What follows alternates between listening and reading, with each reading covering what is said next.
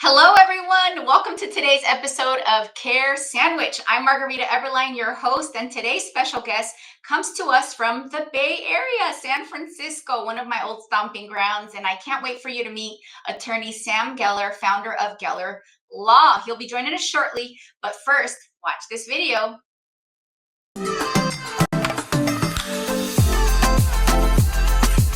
Welcome to Care Sandwich, the podcast where we dive into the success journeys of law firm owners across the country. I'm Margarita Eberline, your host and the founder of Marketing Boss, a fractional chief marketing officer firm for law firms. On this show, we'll explore the challenges, strategies, and victories that have shaped law firms and how they wrap every interaction with care. Because we believe that caring isn't just a value, it's a strategy for success. So grab your favorite sandwich, sit back, and let's dig into a conversation filled with insight, inspiration, and of course, a lot of care.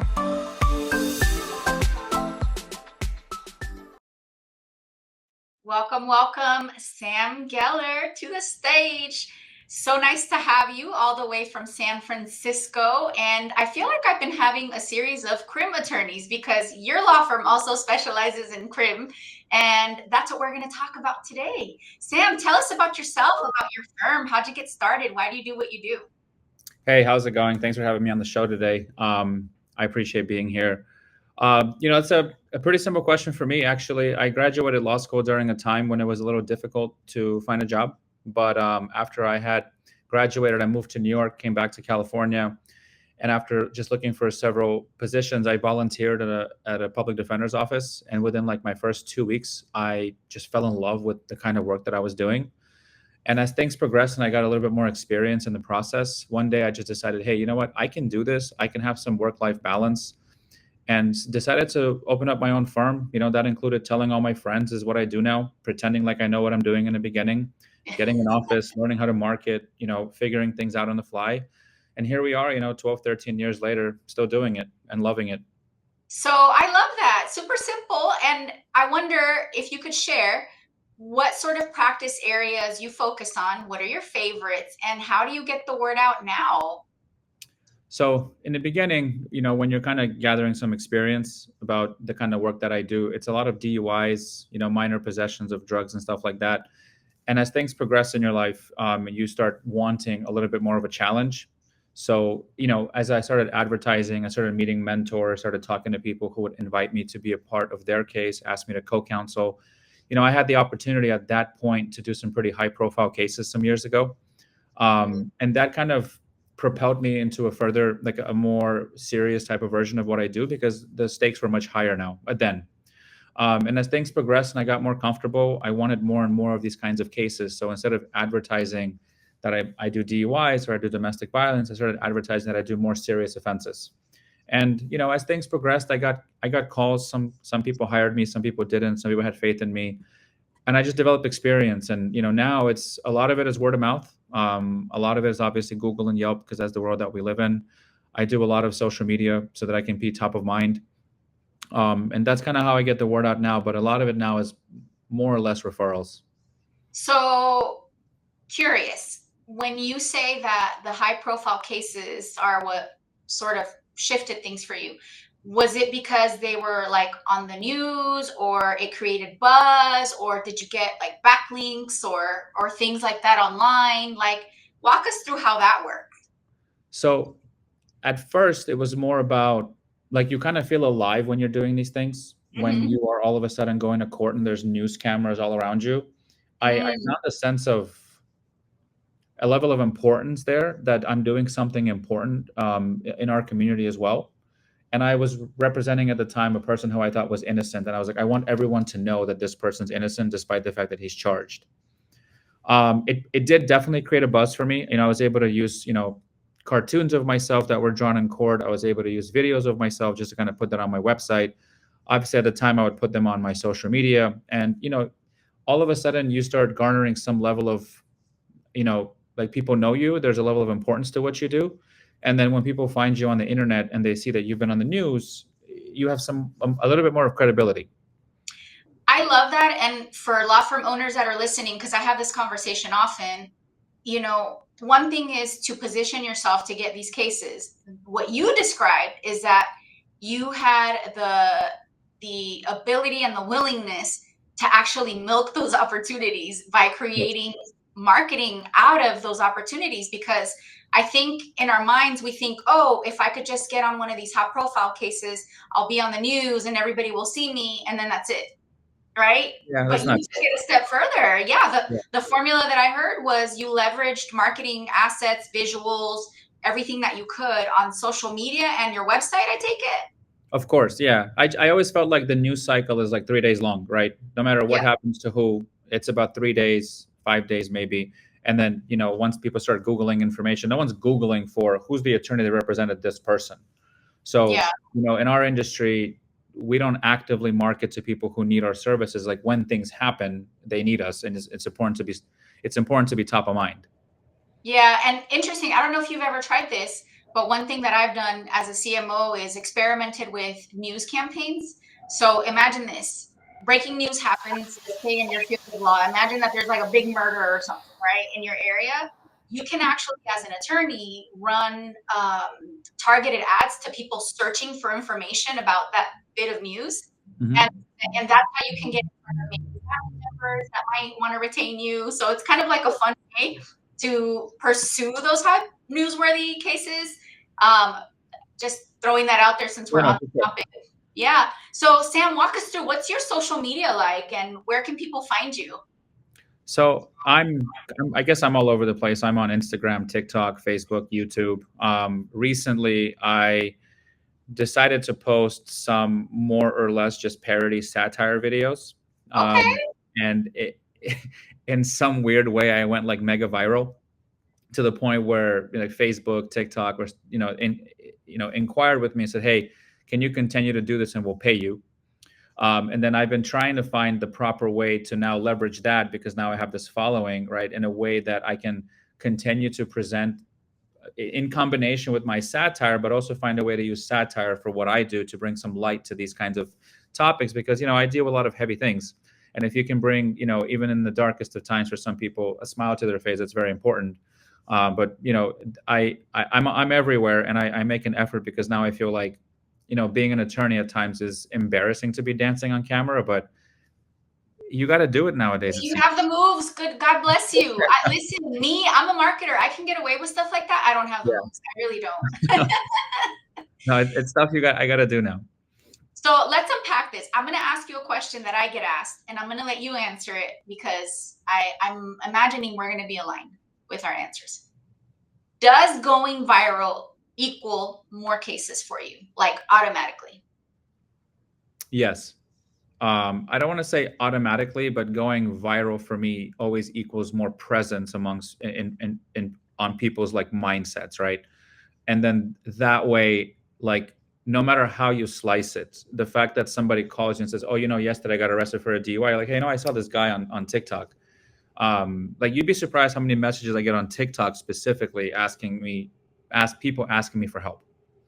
I love it. So going viral creates the awareness so that when they need you, you're top of mind and Yeah. you get more. Do you also run ads on social, or is it just all organic content?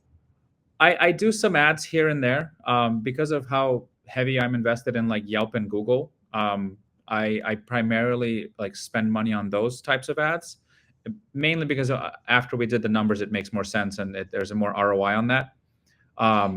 But I did do that in the past, and I do it sometimes. Like during the holidays, I'll just push myself on social media because it's important.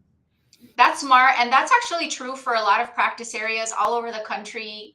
It doesn't matter what market, where the Google ads, the search engine ads are the high intent. Those are the people that have a problem, need you to solve it. So that's where it makes the most sense.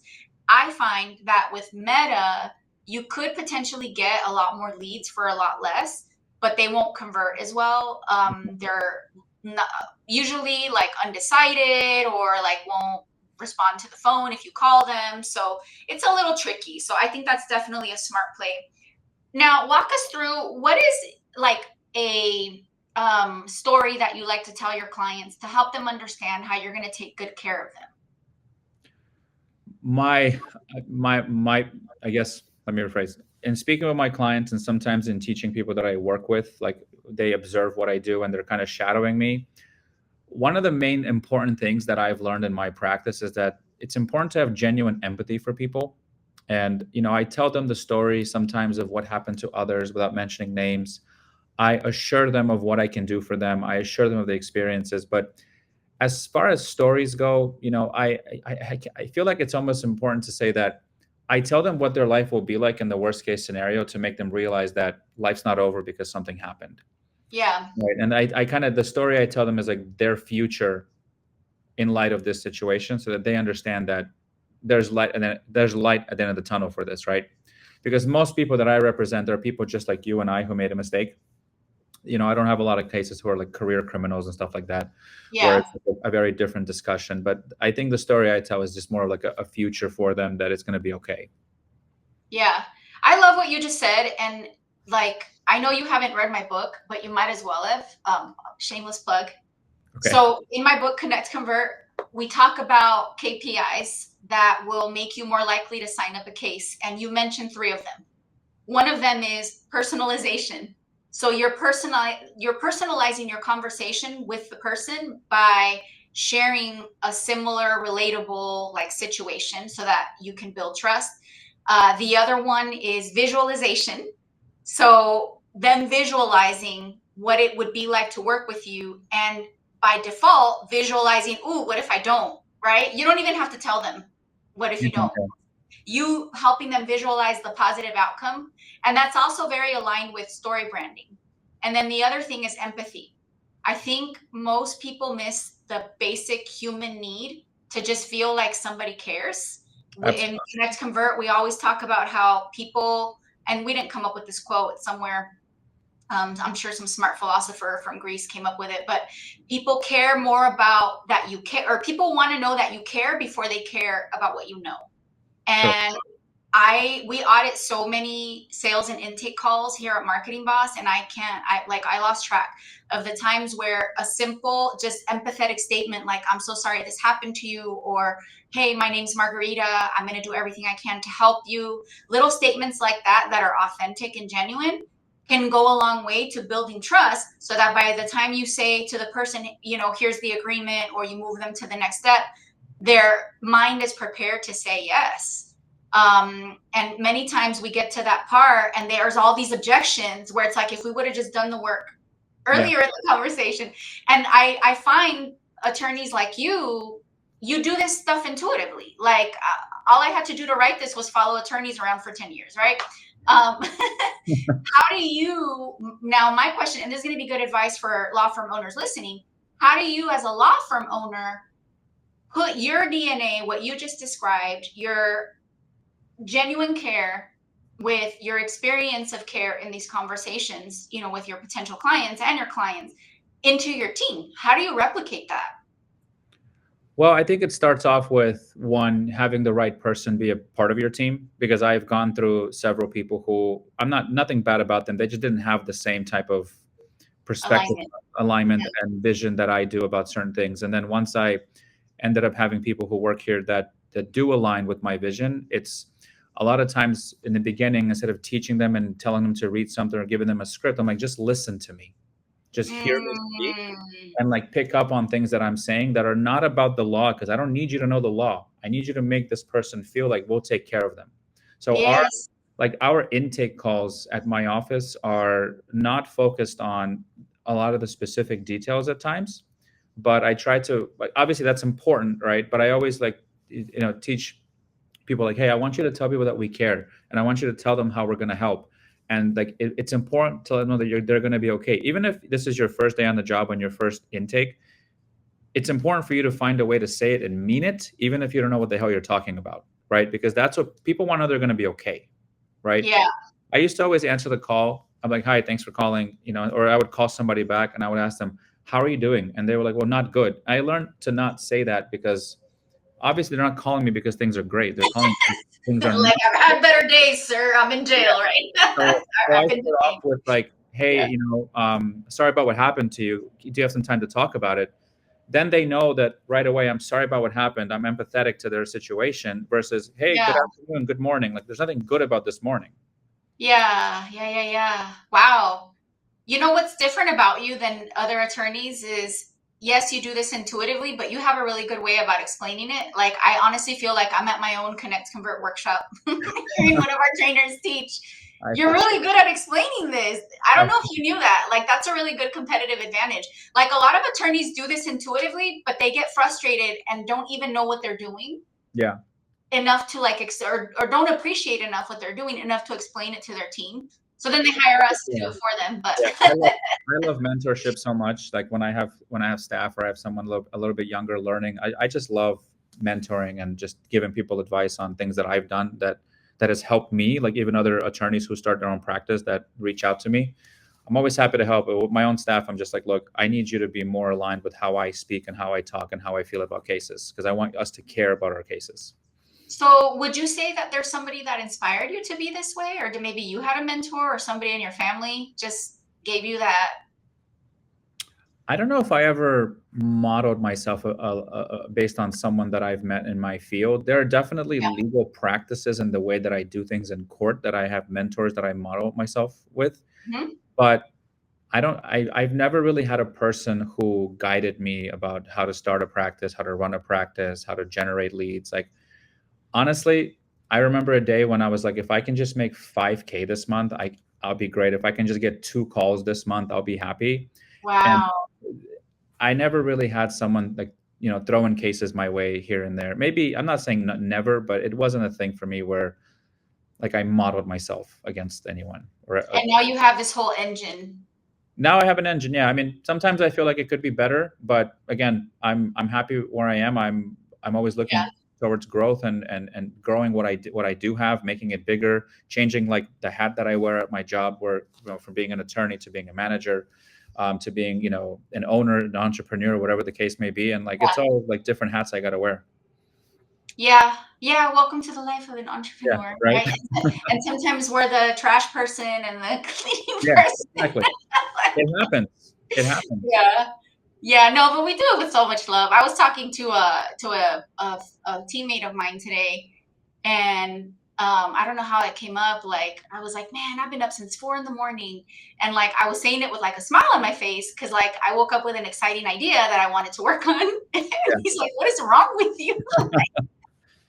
But anyway, this has been great. I have one more question, and then I want you to tell everybody how they can get a hold of you if their loved one needs an awesome attorney who cares, or if they're an attorney and want to refer you some cases.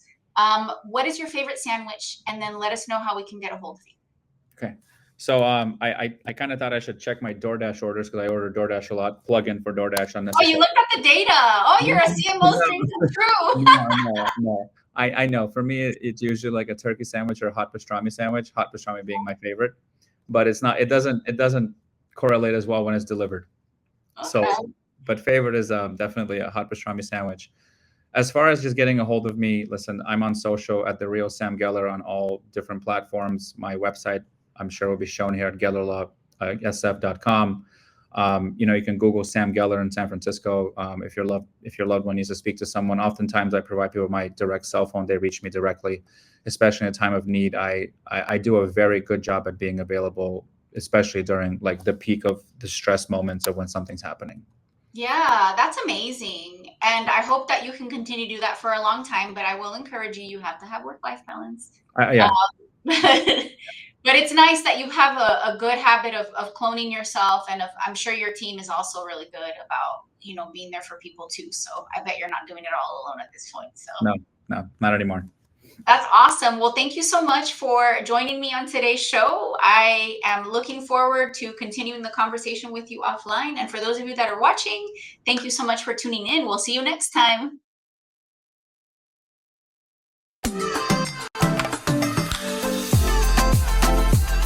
Thank you for joining us on this episode of Care Sandwich.